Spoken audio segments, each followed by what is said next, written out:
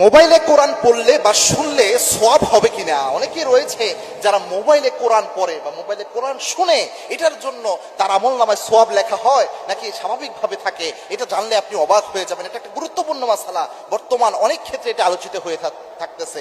দেখবেন আল্লাহ রাব্বুল আলামিনের যে পবিত্র কোরআন, এই কোরআন পড়ার একটা কিন্তু নির্দিষ্ট নিয়ম রয়েছে, কোরআন শোনারও একটা নির্দিষ্ট নিয়ম রয়েছে। এবং কি আল্লাহ রাব্বুল আলামিন নিজেই জানিয়েছেন, ইজা কুরিয়াল কোরআন ফাসতামিউ ওয়া আনসিতু লাআল্লাকুম তুরহামুন। যখন তোমার সামনে কোরআন পড়া হয়, ইজা কুরিয়াল কোরআন ফাসতামিউ, তখন তোমরা শ্রবণ করো মনোযোগের সাথে, ওয়া আনসিতু, এবং তোমরা এই কোরআনকে যখন শুনবা চুপ থাকো। এবং কি আল্লাহ রাব্বুল আলামিন জানিয়েছেন, কোন ব্যক্তি যদি মনোযোগের সাথে চুপ থেকে এই কোরআন শুনতে পারে, ওই ব্যক্তির উপর আল্লাহ রাব্বুল আলামিন নিজে রহমত নাজিল করে দেয়, আল্লাহ নিজে রহমত নাজিল করে দেয়।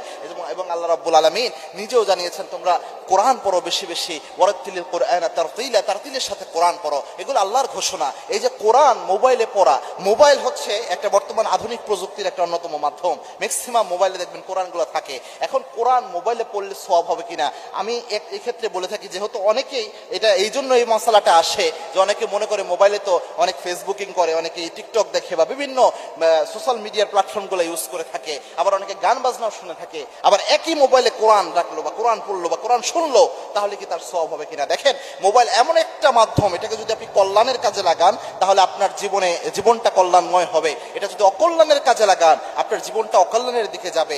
মোবাইল মূলত মোবাইলের কোনো দোষ নয়, প্রযুক্তি কখনো অভিশাপ হতে পারে না, বরং প্রযুক্তির ব্যবহার অভিশাপ হিসেবে আসে আমাদের জীবনে। প্রযুক্তি কখনো হারাম হতে পারে না, প্রযুক্তির ব্যবহার আমরা হারাম ভাবে নেই। সব প্রযুক্তি, যত প্রযুক্তি আল্লাহ পৃথিবীতে দিয়েছেন, মানুষের ব্রেন থেকে বের করেছেন, এই সবগুলো আল্লাহর দান। আল্লাহ এই ইলম দিয়েছেন দেখেই মানুষ এই প্রযুক্তিগুলো বের করতে পেরেছে। সুতরাং এই প্রযুক্তি যেগুলো মানুষের কল্যাণ করে, এরকম প্রযুক্তি অবশ্যই ব্যবহার করা যেতে পারে। এই জন্য মোবাইল দিয়ে যদি কেউ কল্যাণের কাজে লাগায়, কোরআনের অ্যাপ থেকে যদি কোরআন পড়ে, অবশ্যই প্রত্যেক হরফে হরফে সওয়াব হবে। তবে স্বাভাবিক কোরআনের যে নুসখা, ওটার একটা আলাদা মর্যাদা রয়েছে, আলাদা একটা ইজ্জত রয়েছে, ওটার একটা আলাদা মূল্য রয়েছে। কেননা কোরআনের নুসখা যেটা শুধু কোরআনের জন্যই খাস, এটা শুধু কোরআনে রয়েছে। কিন্তু মোবাইলের মধ্যে যেহেতু একটা সফটওয়্যার, ওটা ক্লোজ করলে অফ হয়ে যায় মোবাইল, মানে কোরআনের ফাংশনটা। সুতরাং মোবাইলও তো মানুষ যত্রতত্র, অনেকে ওয়াশরুমও মোবাইল নিয়ে যায়, এরকমও রয়েছে। সুতরাং যত্রতত্র মানুষ ব্যবহার করে।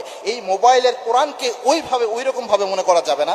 তবে নুসখা যেটা কোরআনের, এটাকে সম্মান, এটাই হচ্ছে অরিজিনাল কোরআনের সিস্টেম, যেটা রাসূল সাল্লাল্লাহু আলাইহি ওয়াসাল্লামের সাহাবা একরামের পরবর্তী যুগে যেটা হয়েছে, যে কোরআন সংকলনের জন্য আল্লাহর হাবিব সাল্লাল্লাহু আলাইহি ওয়াসাল্লামের সাহাবীরা, বিশেষ করে আবু বকর রাদিয়াল্লাহু আনহুর একটা সিদ্ধান্তের কারণে পরবর্তীতে ওসমান রাদিয়াল্লাহু আনহুর সময় কোরআনকে যে নুসখা আকারে, যেটা আমরা পড়ি বাসায় যেটা রাখি, এটাকে নুসখা আকারে দেওয়া হয়েছে। সুতরাং এটাই হচ্ছে অরিজিনাল কোরআনের সমজ। যদি কোরআনকে আপনি মানে করতে চান, যত্ন করতে চান, কোরআনকে আপনি বুকে ধারণ করতে চান, জড়িয়ে ধরতে চান, এগুলো সবগুলোই সওয়াব। তো সেক্ষেত্রে নুসখা যে কোরআনটা বাসায় আমাদের থাকে, এটার সাথে এটা করবেন, এটা ফোনের সাথে করবেন না। তবে ফোন দেখে কোরআন পড়লেও সওয়াব হবে, এবং কোরআন শুনলেও আপনার আমলনামায় ইনশাআল্লাহ সওয়াব লেখা হবে।